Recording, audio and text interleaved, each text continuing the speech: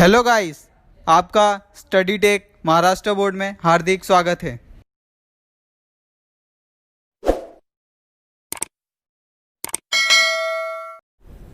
Defence study का चौथा chapter Indian army, इसके बारे में पढ़ने वाले हैं। The Indian army is the oldest among the three arm force. जो हमारी इंडियन आर्मी है वो हमारे तीनों सेनाओं में सबसे पुरानी है। It has very rich and the ancient heritage of more than 2000 years from the time of Chandragupta Maurya. जब सम्राट चंद्रगुप्त मौर्य थे उस समय से हमारी इंडियन आर्मी हमारे लिए तत्पर काम कर रही है, कार्यरत है। The foundation of present Indian army was inherited from the British Indian army. हमारी आज की आर्मी है वह ब्रिटिश काल के इंडियन आर्मी से प्रेरित है और उसके द्वारा फाउंडेड है। Netaji Subhash Chandra Bose lead the Indian nation army INA during the world war II to fight for the Indian independence from the British rule. जिस समय हमारे देश पर ब्रिटिश रूल था उस समय नेताजी सुभाष चंद्र बोस ने हमारे इंडियन आर्मी का नेतृत्व किया था और इंडिपेंडेंस के लिए वर्ल्ड वॉर II में इंडियन आर्मी का सपोर्ट किया था।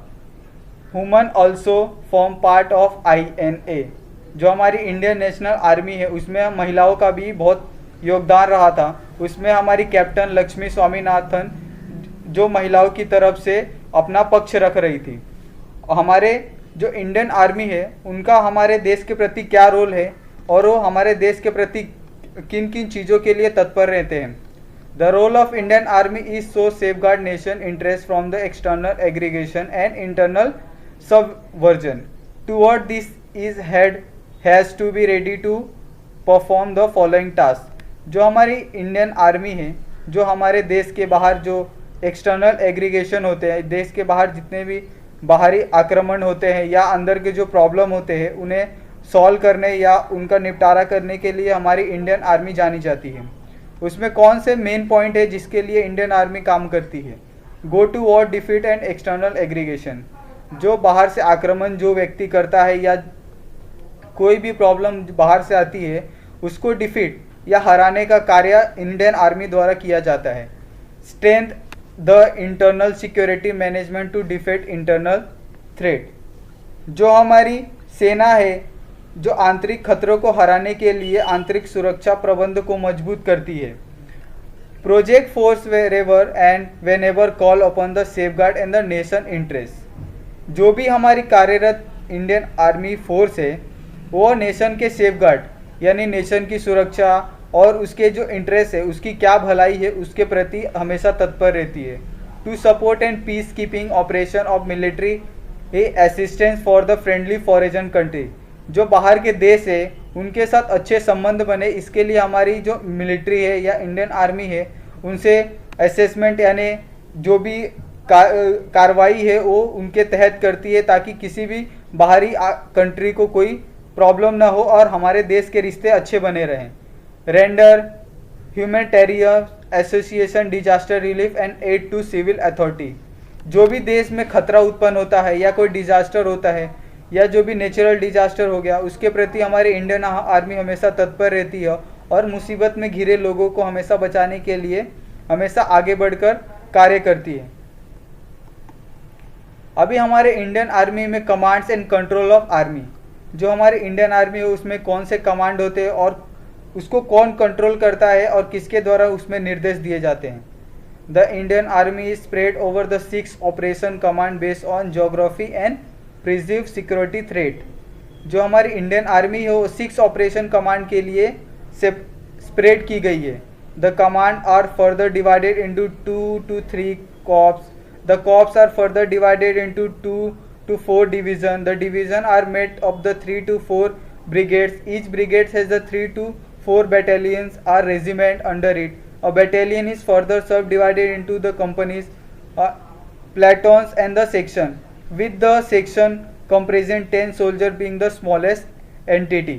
अभी हमने आपको बताया कि किस तरह हमारे इंडियन आर्मी का जो अलग अलग टुकड़ियों या अलग अलग कमांड में डिवीज़न होता है वो किस बेस पे किया जाता है।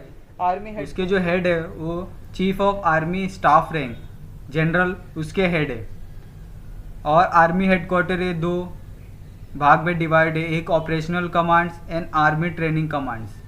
ऑपरेशनल कमांड के हेड है लेफ्टिनेंट जनरल, और ऑपरेशनल कमांड है वो कॉर्प्स में डिवाइड होता है, कमांडेड बाय द GOC यानी corps commander.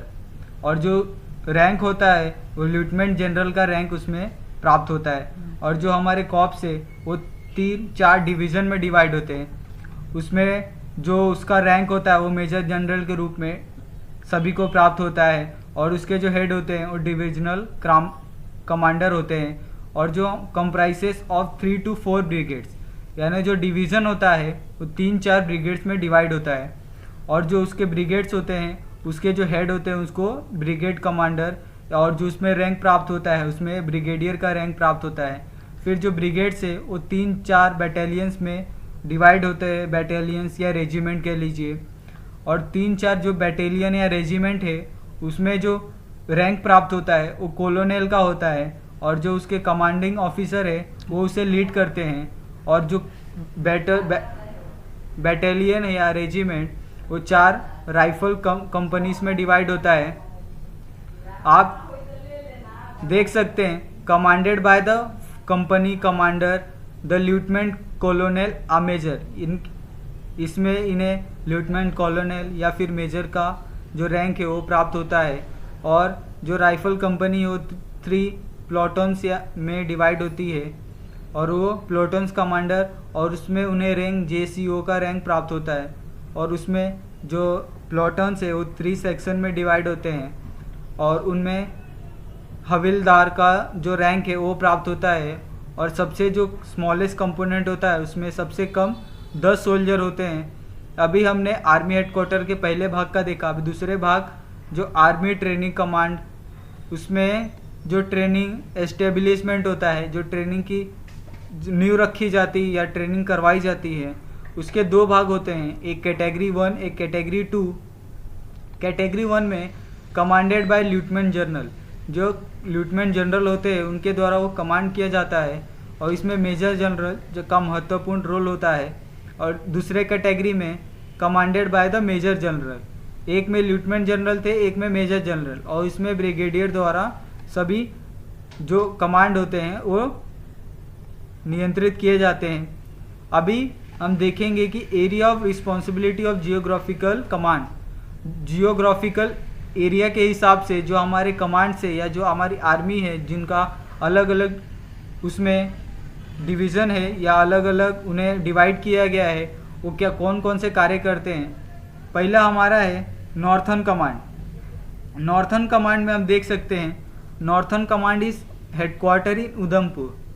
It is responsible for the operation in Jammu and Kashmir against China in the east and the Pakistan in the west.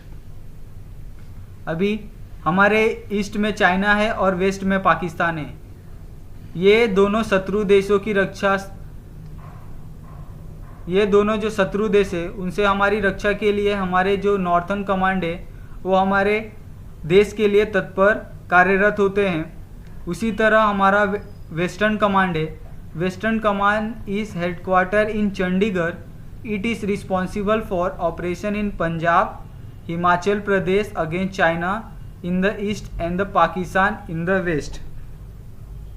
जो हमारा पश्चिमी कमान, आप इसे पश्चिमी कमान कह लीजिए, जो हमारा वेस्टर्न कमांड है उसका मुख्यालय चंडीगढ़ यानी हेडक्वार्टर उसका चंडीगढ़ में है।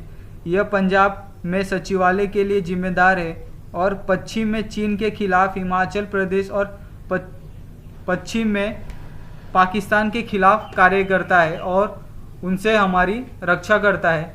उसी प्रकार साउथ वेस्ट कमांड, जो हमारा दक्षिण पश्चिम कमान यानी साउथ वेस्ट कमान, इसका मुख्यालय जयपुर में है।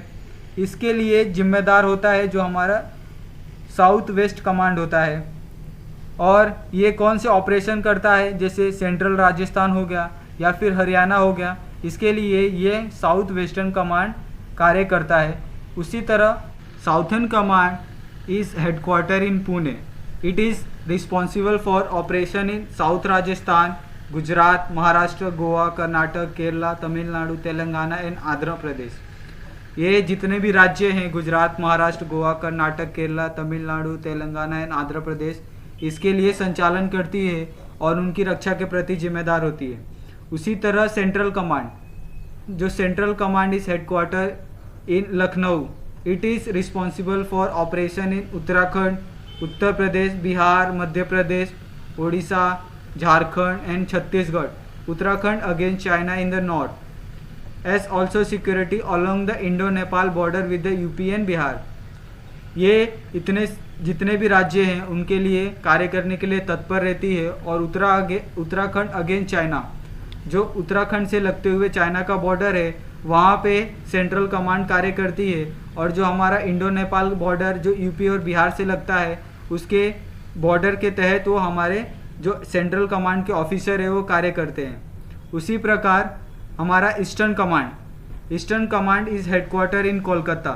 जो हमारे ईस्टर्न कमांड का हेडक्वार्टर है वो कोलकाता में है। It is responsible for the operation in Sikkim, Bhutan and Arunachal Pradesh, Nagaland, Manipur, Tripura and Mizoram and also against China and security of Indo Nepal, Myanmar and Bangladesh border. जो हमारा इंडो नेपाल का बॉर्डर म्यांमार और बांग्लादेश इससे लगता है, उसके तहत हमारी जो ईस्टर्न कमांड फोर्स है वो वहाँ कार्य करती है। और जो हमारा मिजोरम, त्रिपुरा, नागालैंड, मणिपुर है, इससे जो चाइना का बॉर्डर लगता है उसके तहत हमारी जो ईस्टर्न कमांड फोर्स है वो कार्य करती है। उसी तरह हमारे पास ट्रेनिंग कमांड है। वो ट्रेनिंग कमांड जितने भी ट्रेनिंग रिलेटेड प्रोग्राम होते हैं हमारे आर्मी में, उनका संचालन ट्रेनिंग कमांड द्वारा किया जाता है। And composition of army, army की संगठना और उसकी रचना किस प्रकार की जाती है। The various organisation and unit which go to make army are classify under the two major head. First one is combat arm and second one is logistic service support. इसमें हम कॉम्बैट आर्म को देखेंगे। इसमें armour corps, artillery, engineer, infantry, corps of signal, army air defence, army aviation, army intelligence corps. ये जितने भी हथियार है, ये इक्विपमेंट है, सब हमारे देश की रक्षा के लिए काम आते हैं। अभी next one is logistic support service. इसके तहत जो आर्मी सर्विस कॉप है ASC, उसमें ration, transportation and petroleum product ये इनके द्वारा नियंत्रित किए जाते हैं या फिर इनकी रक्षा की जाती है। आर्मी ऑर्डिनेंस कॉप AOC, उसमें armament, ammunition, vehicle, equipment and clothing ये सब इनके द्वारा नियंत्रित किए जाते हैं। Electronics and mechanical engineers corps EME, इसमें repair and recovery of weapons and equipment. इसमें जितने भी वेपन्स खराब हो जाते हैं या फिर उनमें कुछ गलतियां होती है, उन्हें रिकवर करने का काम इस मैनेजमेंट द्वारा किया जाता है। Army medical corps AMC, medical care and treatment. यदि कोई जवान घायल हो जाता है या फिर उसे किसी प्रकार की मेडिकल सहायता चाहिए तो आर्मी मेडिकल कॉप उसमें कार्य करता है। आर्मी डेंटल कॉप, यानी दांतों से संबंधित जितने भी प्रॉब्लम है उसमें आर्मी डेंटल कॉप अपना योगदान देता है। आर्मी एजुकेशन कॉप AEC, जो भी ह्यूमन रिसोर्स डेवलपमेंट है या फिर किसी एजुकेशन से रिलेटेड कोई कार्य है तो आर्मी एजुकेशन कॉप उसमें अपना योगदान देती है। Remount and the veterinary corps RVC, medical care of army dogs, horses and mules. जितने भी हमारे आर्मी में डॉग्स है, हॉर्स है या म्यूल्स, जो खच्चर या फिर गधे कह सकते हैं आप, इनके जो मेडिकल केयर है उनकी रक्षा या फिर उन्हें किसी प्रकार की अगर किसी चिकित्सीय सहायता चाहिए तो इनके द्वारा उन्हें प्राप्त करवाई जाती है। Military police MP, traffic control and discipline, जो हमारी ट्रैफिक पुलिस होती है इनका कंट्रोल मिलिट्री पुलिस द्वारा किया जाता है। जज advocate branch JAC, legal support, जो भी आर्मी रिलेटेड जितने भी लीगल कार्य होते हैं या फिर कोई नोटिस हो या फिर कोई किसी संबंध में कोई जानकारी या फिर किसी तरह की लीगल सपोर्ट चाहिए होती है तो जज एडवोकेट ब्रांच इसकी निगरानी करता है। Pioneers, military labours in the forward war zone, किस तरह हमारे जो मिलिट्री के लेबर्स है या फिर जवान है उन्हें फॉरवर्ड वॉर जोन में किस तरह भेजा जाना चाहिए और किस तरह उन्हें कार्यरत या फिर किस तरह सीमा की सुरक्षा के लिए लगाना चाहिए, ये सब की जिम्मेदारी पायोनियर्स द्वारा निर्धारित की जाती है।